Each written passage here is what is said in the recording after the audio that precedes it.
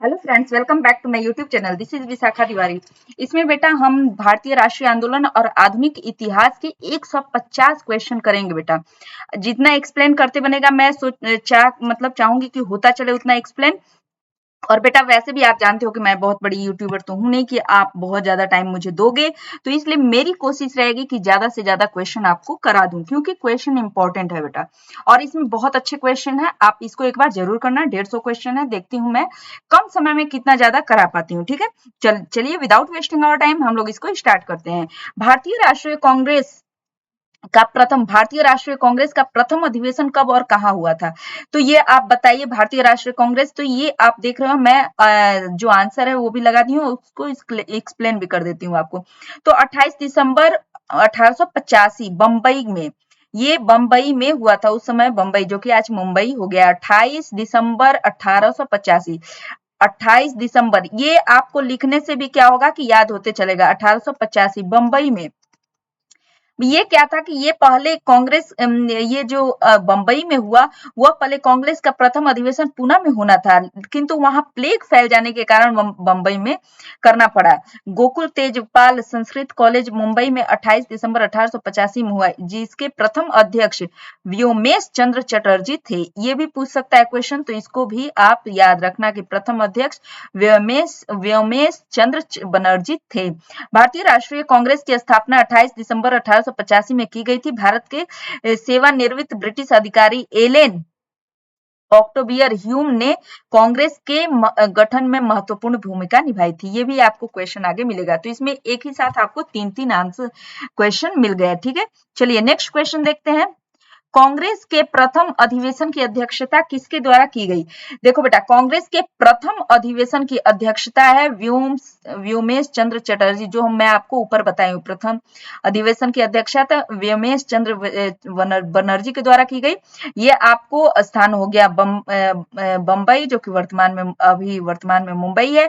ये आपको मैं पहला, दूसरा, तीसरा करके ऐसे 13 का बता दी हूँ, आप इसका स्क्रीनशॉट ले सकते हो। और 9वां पूछ सकता है दादा भाई नौरोजी वाला, लाहौर में हुआ था, जो कि इनके लिए भी इंपॉर्टेंट हो सकता है। ठीक है, तो चलिए नेक्स्ट देखते हैं क्वेश्चन। आर्य समाज के संस्थापक कौन थे? आर्य समाज के बेटा स्वामी दयानंद सरस्वती। कौन थे? तो स्वामी दयानंद सरस्वती। आर्य समाज एक हिंदू सुधार आंदोलन आय के स्थापना स्वामी दयानंद सरस्वती 1875 बंबई, ये लिखा हुआ है, आप इसको देख लेना। ठीक है, और इन्होंने एक वाक्य दिया था, आर्य समाज का आदर्श वाक्य है, कृण्वन्तो विस्मयर्म, विश्व का आर्य बनावत चला। ये आप एक संस्कृत का है, इसको आप जरूर याद कर लेना। ठीक है, ऐसे क्वेश्चन बन सकता है। तो आर्य समाज के संस्थापक कौन थे? तो स्वामी दयानंद सरस्वती। ठीक है, नेक्स्ट क्वेश्चन। 1885 में इंडियन नेशनल कांग्रेस की स्थापना किसकी पहल पर की गई? 1885 में, ये भी मैं आपको ऊपर ही बता दी हूँ, इंडियन नेशनल कांग्रेस की स्थापना, ये आपको ए.ओ. व्यूम, जो आपको ऊपर में बताई थी, ये भी आ गया। ठीक है, तो ये सारा बेटा बीपीएससी में क्वेश्चन पिछले साल का पूछा हुआ है, प्रीवियस ईयर का, तो मैं वहीं से उठा करके लाई हूँ। ठीक है, वर्नाकुलर प्रेस एक्ट किसके शासन में पारित हुआ? Vernacular Press Act Lord Lytton के शासन में। ठीक है, वर्नाकुलर प्रेस एक्ट जो था लॉर्ड लिटन के, Vernacular Press Act viceroy Lytton द्वारा 1878 ईस्वी में पास हुआ। ठीक है, इसके द्वारा क्या क्या किया गया था? तो जिसके पर तो भारतीयों ने इस एक्ट का बड़े जोर से विरोध किया। वर्नाकुलर प्रेस एक्ट तत्कालीन लोकप्रिय और महत्वपूर्ण राष्ट्रवादी समाचार पत्र सोम प्रकाश को लक्ष्य बनाकर लाया गया था। ये भी एक क्वेश्चन, किसको लक्ष्य बनाकर? तो सोम प्रकाश को लक्ष्य बनाकर किया गया। दूसरे शब्दों में यह अधिनियम मात्र सोम प्रकाश पर लागू हो सका। उसके बाद ये था कि लिटन के वर्नाकुलर प्रेस एक्ट से बचने के लिए अमृत बाजार पत्रिका, जो बंगला भाषा की थी, अंग्रेजी साप्ताहिक में परिवर्तित हो गई। तो ये आप इस घृणित अधिनियम को लॉर्ड रिपन ने 1882 में रद्द किया। ये लॉर्ड रिपन का एक था, अच्छा, तो जो इन्होंने 1882 में इसको रद्द कर दिया। ठीक है, चलिए नेक्स्ट देखते हैं राजा राम मोहन राय द्वारा किसकी स्थापना की गई?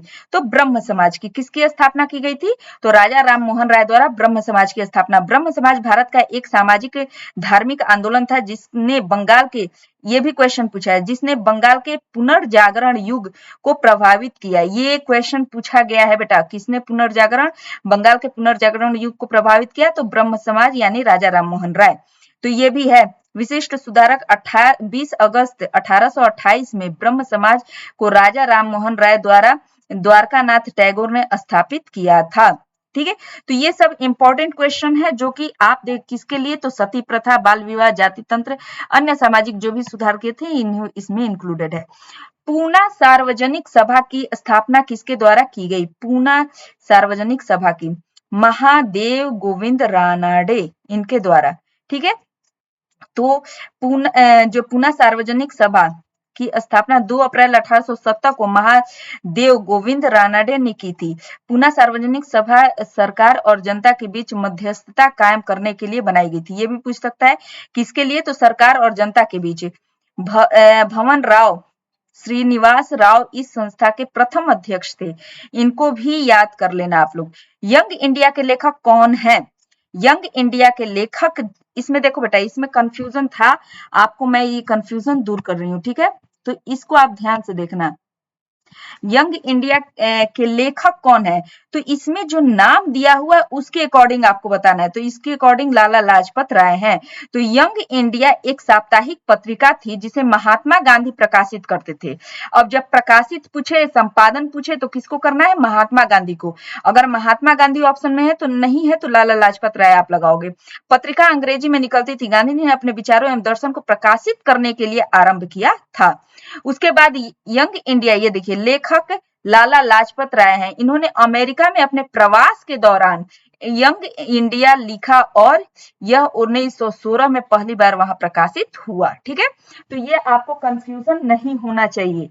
ठीक है, चलिए, इल्बर्ट विधेयक किस वायसराय के काल में पेश किया गया था? तो लॉर्ड रिपन। इल्बर्ट विधेयक किस वायसराय के काल में पेश? तो ये थे लॉर्ड रिपन। इन्होंने बहुत सारे काम किए हैं, आपको ये काम बता देती हूं मैं लॉर्ड रिपन का। एक तो था कि इल्बर्ट बिल 1883 में लॉर्ड रिपन के वायसराय के दौरान पेश किया गया था। इस बिल का नाम सर कर्टे ने इल्बर्ट के नाम पर रखा गया था, जो भारत सरकार के कानून सदस्य थे। इसके प्रतिरोध करने के बाद यह विधेयक वर्ष 1884 में अधिनियमित किया गया था।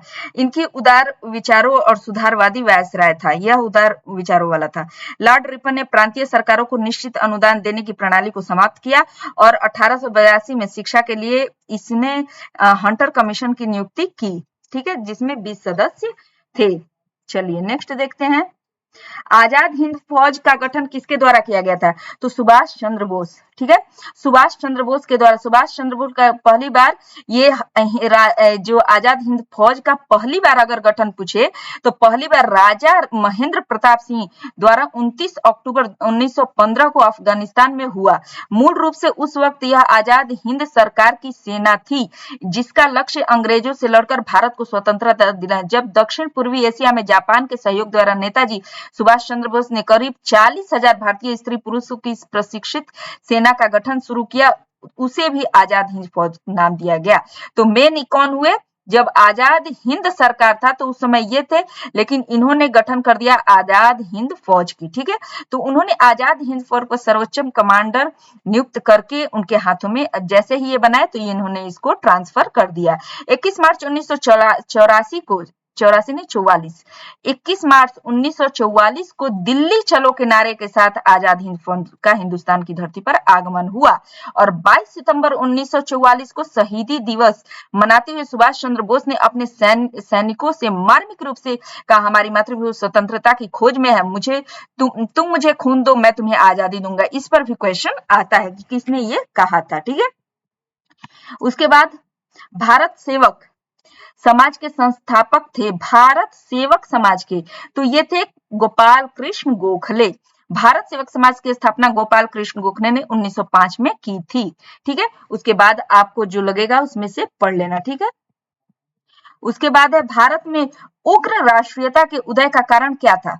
उग्र राष्ट्रीयता यानी कि जो हमारे एक जो उग्रवादी टाइप पर थे, तो उग्रवादियों की पद्धति में से असंतोष, उदारवादियों की, ये उग्रवादी कैसे बने? तो इन्होंने उदारवादिता जो जो मतलब थे कि हमें सहना है, हमें मतलब मारपीट नहीं करनी है, ऐसे वाले जो थे उनसे ये असंतोष थे। धार्मिक पुनरुत्थानवाद और सांस्कृतिक नवजागरण, उपनिषदों में भारतीयों के साथ दुर्व्यवहार, ये सभी चीजें देखते हुए ये सभी कारण रहे उनके उग्र होने का। ठीक है, कि वो कहे कि अब जैसे था ना कि आंख के बदले आंख, हाथ के बदले हाथ वाली बात आ गई थी। ठीक है, उसके बाद 1905 में बंगाल का विभाजन किसके द्वारा किया गया? तो वो था लॉर्ड कर्जन। ठीक है, बंगाल विभाजन का निर्णय की घोषणा 19 जुलाई 1905 को भारत के तत्कालीन वायसराय कर्जन के द्वारा किया गया। ठीक है, इसने क्या किया था कि वो जो होता है ना कि फूट डालो वाली नीति अपना दी थी। ठीक है, बंगाल विभाजन 16 अक्टूबर 1905 से प्रभावित हुआ। इतिहास में इसे बंग भंग के नाम से भी जाना जाता है। ये इंपॉर्टेंट क्वेश्चन है, इसे बंग भंग के नाम से भी इसी को जाना जाता है। 1905 के बंगाल विभाजन को ही लॉर्ड कर्जन द्वारा जो किया गया था, तो फूट डालो वाली नीति का अपना उसने किया था। इसमें क्या किया था कि इस विभाजन के कारण उत्पन्न उच्च स्तरीय राजनीतिक अशांति के कारण 1911 में दोनों तरफ की भारतीय जनता के दबाव की वजह से बंगाल के पूर्वी और पश्चिमी हिस्से को पुनः एक हो गए। यानी 1905 में वो टूटे और 1911 में एक हो गए। बंगाल विभाजन 1905 और 11 ऐसे ही याद रखो आप। नए राज्य असम और पूर्वी बंगाल का जन्म हुआ जो उपराज्यपाल द्वारा शासित होते थे। 1911 में पूर्वी बंगाल और बंगाल के बीच होने के साथ असम, बंगाल, बिहार और उड़ीसा पूर्व में नए राज्य बने। ठीक है, तो ये आप ध्यान रखना, ये सारी इंपॉर्टेंट बातें हैं। चलिए नेक्स्ट क्वेश्चन देखते हैं। बंगाल ब्रिटिश इंडिया सोसाइटी की स्थापना किसने की थी? तो बंगाल ब्रिटिश इंडिया सोसाइटी की स्थापना जॉर्ज थॉमसन ने। उग्र राष्ट्रवादियों का साधन क्या था? उग्र राष्ट्रवादियों का बहिष्कार, स्वदेशी, राष्ट्रीय शिक्षा, ये सभी थे, सारे थे। बहिष्कार करो उन्होंने कहा, स्वदेशी मतलब कोई भी चीज है तो वो स्वदेशी, राष्ट्रीय शिक्षा होनी चाहिए, ये सारे उनके मांग थे। दक्षिण शिक्षा समाज की स्थापना किसके द्वारा की गई? तो वो थे बाल गंगाधर तिलक, जिन्होंने बाद में क्या कर दिया था कि इससे फिर वो अलग हो गए थे। ठीक है, स्वतंत्रता मेरा जन्म सिद्ध अधिकार है, मैं इसे लेकर रहूंगा, यह कथन किसका है? तो बाल गंगाधर तिलक का है। ठीक है, स्वतंत्रता मेरा जन्म सिद्ध अधिकार है, मैं इसे लेकर रहूंगा, तो ये किसने कहा था? तो बाल गंगाधर तिलक ने कहा था। मुझ पर किया गया लाठी का एक एक प्रहार ब्रिटिश साम्राज्य के कफन में कील बनकर रहेगा, ये किसने कहा था? तो ये भी लाला लाजपत राय ने कहा था कि मुझ पर किया गया लाठी का एक एक प्रहार ब्रिटिश साम्राज्य के कफन में कील बनकर रहेगा। तो ये सारे कथन भी आप याद कर लेना बेटा। अमेरिका में गदर पार्टी की स्थापना किसके द्वारा की गई? तो लाला हरदयाल के द्वारा की गई। गदर पार्टी, इस पर मैं बता देती हूँ, ये गदर पार्टी जो है गठन इसका हुआ था 1913 में। 1913 में इसका मुख्यालय कहाँ रहा? मुख्यालय लिख लो आप, सैन फ्रांसिस्को, सैन फ्रांसिस्को में युगांतर आश्रम में था। इसकी स्थापना जो थे दो लोग किए थे, एक तो लाला हरदयाल और दूसरे थे, और लिख लो आप, सोहन सिंह भकना, सोहन सिंह भकना, भकना। ठीक है, ये दोनों लोगों ने मिलकर किया था। ठीक है, तो ये आप याद रखना। इसके साथ ही आप इनका भी याद कर लो। भगत सिंह का जब आ जाए पूछे भगत सिंह, तो इनका नाम आते ही आपको लिखना है नौजवान भारत सभा के संस्थापक भगत सिंह। तो ये लिख लो नौजवान, आप इसे याद रखना ना, वो उनकी कम आयु में ही मृत्यु हुई थी, तो नौजवान भारत सभा, भारत सभा के संस्थापक थे। और बीडी सावरकर जो थे, बीडी सावरकर, सावरकर, तो ये थे अभिनव भारत सोसाइटी के संस्थापक, अभिनव, अभिनव भारत सोसाइटी के संस्थापक। तो ये भी आप लिख लेना। ठीक है, और आपको एक और चीज यहाँ पे बता दूंगी, आगे चलिए। कांग्रेस के उदारवादी और उग्रवादी नेताओं में वास्तविक रूप में विभाजन किस अधिवेशन में हुआ? तो उनका सूरत अधिवेशन में हुआ था। अप्रैल 1920 में दिल्ली के केंद्रीय असेंबली में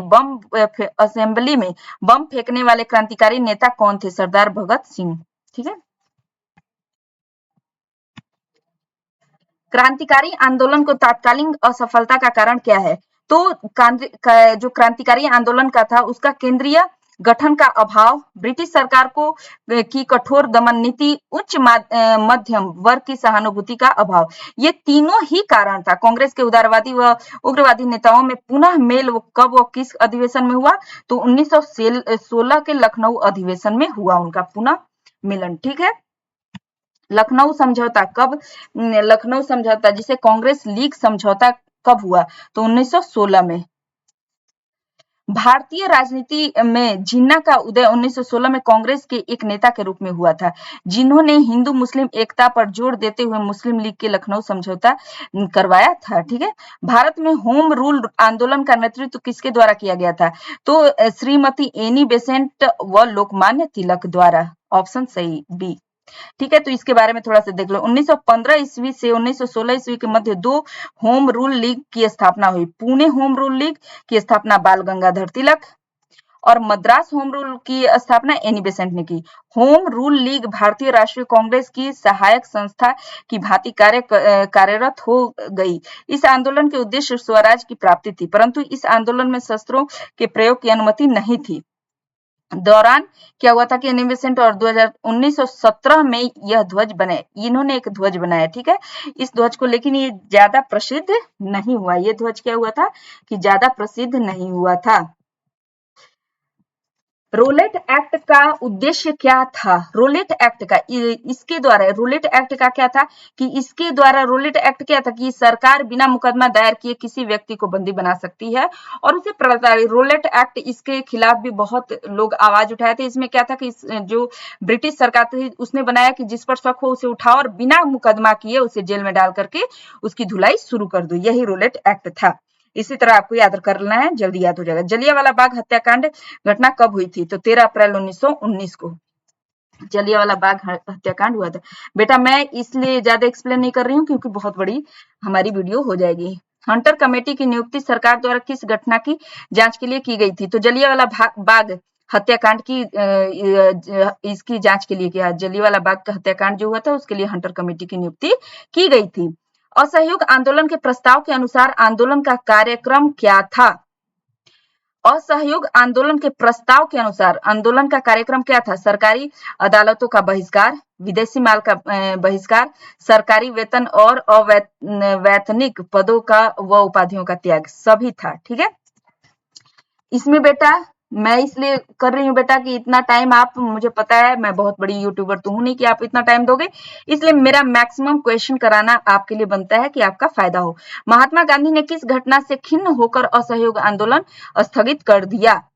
चौरा चौरी कांड के कारण। चौरा चौरी कांड के कारण, जिसमें क्या हुआ था कि एग्जैक्ट याद तो नहीं है लेकिन कितने तो लोगों को उन्होंने क्या किया था कि थाने में ही जला दिया था, पुलिस को। ठीक है, 1 जनवरी 1923 को स्वराज्य दल की स्थापना किसके द्वारा की गई?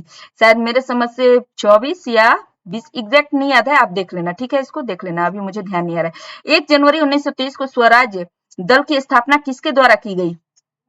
तो 21 जनवरी 1923 को देश बंधु चित्तरंजन दास व मोतीलाल नेहरू द्वारा स्वराज्य दल की स्थापना की गई।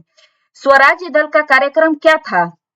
बजट को रद्द करना, नौकरशाही को शक्तिशाली बनाने वाले प्रस्तावों का विरोध करना, समस्त प्रभावशाली स्थानों पर अधिकार, उपरोक्त सभी थे। ठीक है, स्वराज दल का कार्यक्रम का यही कार्य था। ठीक है, साइमन कमीशन भारत कब आया? तो फरवरी 1928 में। 7 सदस्यीय साइमन कमीशन के कितने सदस्य भारतीय थे? एक भी सदस्य भारतीय नहीं था। ठीक है, साइमन कमीशन द्वारा कौन सी सिफारिश की गई? द्वैध शासन की समाप्ति और प्रांतीय स्वशासन की स्थापना, बृहत्तर भारतीय परिषद की स्थापना, संघ शासन की स्थापना, उपयुक्त सभी सिफारिशें की गई थी। एक रिपोर्ट रद्दी कागजों की ढेरी में रखने योग्य है। साइमन रिपोर्ट के संबंध में एक कथन यह कथन किसका है? यह रिपोर्ट यह है सर शिवा स्वामी अय्यर का। ठीक है, कि यह रिपोर्ट रद्दी कागजों की ढेरी में रखने योग्य है। साइमन रिपोर्ट जो दिया था उन्होंने उसके लिए ये कहा था। नेहरू रिपोर्ट में प्रमुख रूप से कौन सा सुझाव दिया गया था?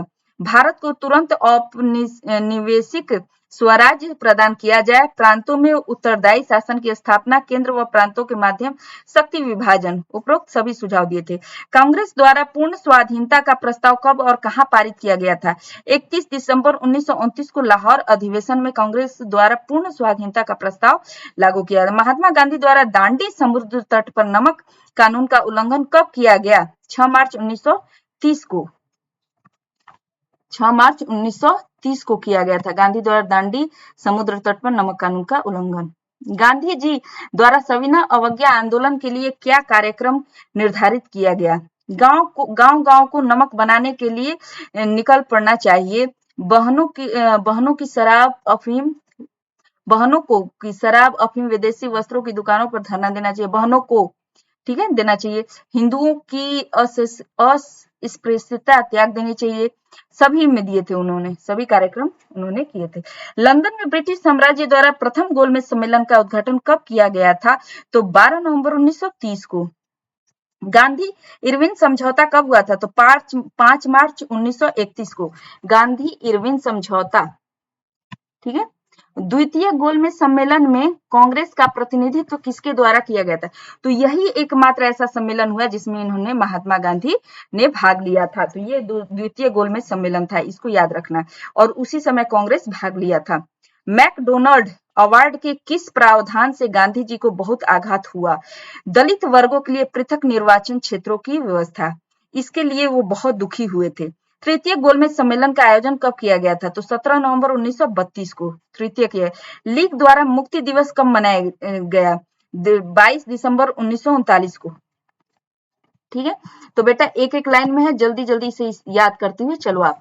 अगस्त प्रस्ताव की मुख्य बात क्या थी? अगस्त प्रस्ताव की ब्रिटिश सरकार का लक्ष्य भारत में औपनिवेशिक स्वराज की स्थापना, गवर्नर जनरल की कार्यकारिणी में भारतीय प्रतिनिधियों को शामिल किया जाए, ब्रिटिश सरकार को युद्ध संबंधी मामलों में परामर्श हेतु युद्ध परामर्श समिति स्थापित किया जाए।